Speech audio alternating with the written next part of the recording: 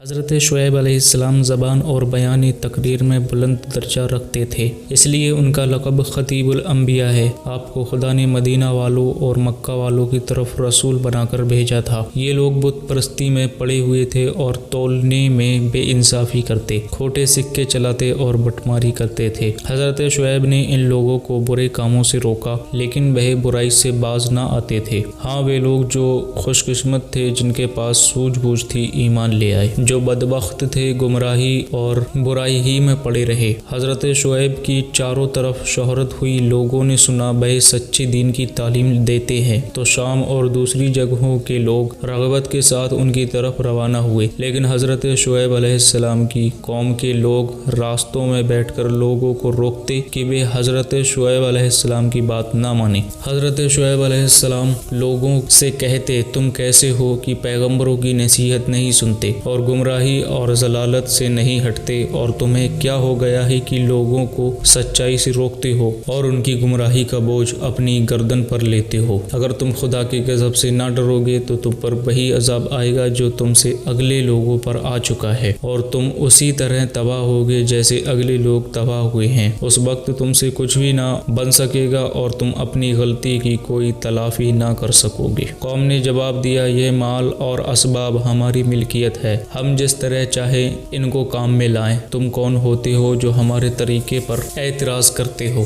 رہی بت پرستی اور مورتی پوجا تو یہ تو ہمارے بزرگوں کا طریقہ ہے، ہم اسے کیسے چھوڑ سکتے ہیں؟ اے شعیب، جان لے کہ ہمارے عزیز اور ہماری قوم کے لوگ تیری بات کیسے مان سکتے ہیں؟ رہے وہ لوگ جو تجھ پر ایمان لائے ہیں، وہ تو پاگل ہیں۔ اگر وہ باز نہ آئے اور اپنے باپ دادا کے دین کی طرف نہ پلٹے تو ان کے لیے ہم سے برا کوئی نہ ہوگا، ہم انہیں ملک سے نکال کر باہر کریں گے۔ اور اے شعیب، رہی تیری بات تو ہم تیرے ساتھ قرابت اور رشتے کی رعایت کرتے ہیں، ورنہ تیرے جیسے بگڑے خیال کو ایسی سزا دیتے کہ تو بھی جانتا۔ حضرت شعیب علیہ السلام نے فرمایا، تم لوگ یہ سمجھ لو کہ جن لوگوں کو خدا نے کفر سے نکال لیا ہے اور انہیں ایمان کی دولت عطا کی ہے، وہ کبھی بھی سچے دین کی طرف سے نہیں پھریں گے اور جھوٹ اور باطل کی طرف کبھی نہ پلٹیں گے۔ یہ تمہاری حماقت اور نادانی ہے کہ تم قرابت اور رشتے کا خیال تو کرتے ہو اور تمہیں اس کا بالکل خیال نہیں ہوتا کہ خدا کی خدا بندی اور پروردگاری کا بھی کوئی رشتہ ہے جس کا تم پاس لحاظ رکھتے ہو۔ وہ وقت دور نہیں کہ جب قہر والا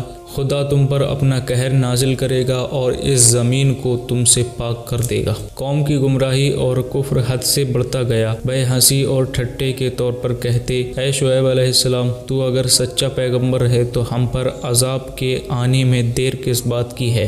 حضرت شعیب علیہ السلام کی قوم جب حد سے گزر گئی تو پکارا، ہمارے رب، ہم میں اور ہماری قوم میں فیصلہ کر دے، اور تو سب سے بہتر اور سب سے اچھا فیصلہ کرنے والا ہے۔ قوم کے سرداروں نے، جنہوں نے کفر کی راہ اپنائی تھی، اپنے لوگوں سے کہا، اگر تم شعیب کی پیروی کرو گے تو تم گھاٹے میں پڑ کر رہ جاؤ گے اور سراسر نقصان اٹھاؤ گے۔ خدا کا غضب بھڑکا اور عذاب کی نشانیاں ظاہر ہونے لگیں۔ 7 دن تک ایسی گرمی پڑی کہ لوگ گرمی کی وجہ سے گھر میں نہ ٹھہر سکے۔ اپنے گھر والوں اور بال بچوں کو گھروں سے لے کر باغ میں گئے۔ گرمی کی وجہ سے چشموں اور کنووں کا پانی نہایت گرم ہو گیا، بدن کا خون بھی انتہائی گرم ہو گیا۔ لوگ ٹھنڈے پانی کو اور ٹھنڈی ہوا کے لیے ترسنے لگے۔ اتنے میں ایک گھٹا کالی اٹھی جس کا سایہ زمین پر بہت بھلا معلوم ہوتا تھا۔ لوگ سہانا منظر دیکھ کر بہت خوش ہوئے اور سمجھا کہ بارش ہوگی، زمین کی پیاس بجھے گی اور لوگوں کو آرام چین نصیب ہوگا۔